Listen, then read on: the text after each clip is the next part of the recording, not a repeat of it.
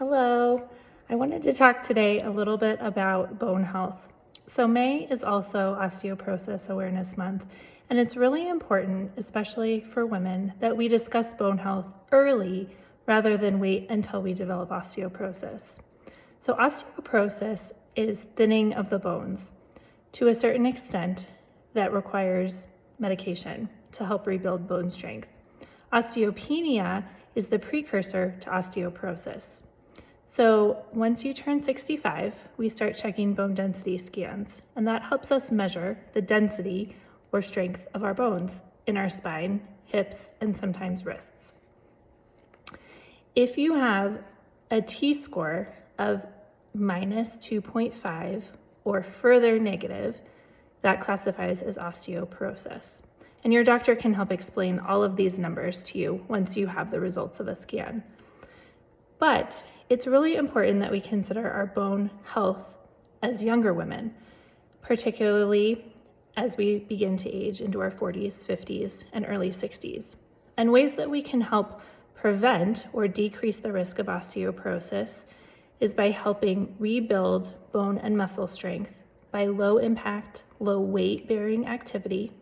For example, walking around your neighborhood with ankle weights is a really good way to help retain thigh and hip muscle strength. Also, low impact weights, even doing dumbbell curls with your arms can be helpful, and you don't need much, even 3 to 5 pounds. And doing this consistently over time to rebuild strength.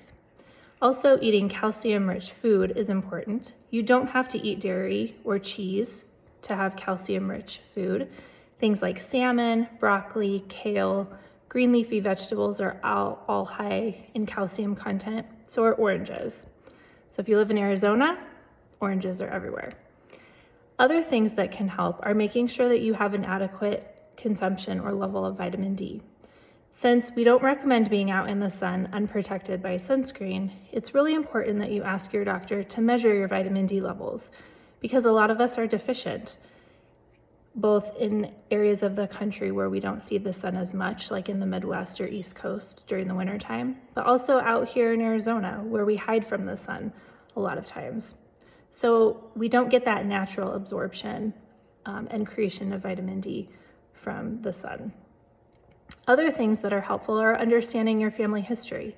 If your mother or grandmother has osteoporosis, it's possible that you may be at genetic risk of developing osteoporosis as well. So knowing what your family history is important, and you can have that discussion with your doctor. If you're on medication that may increase your risk for osteoporosis, like long-term use of steroids or prednisone, long-term use of antacids, a common one is pantoprazole or omeprazole.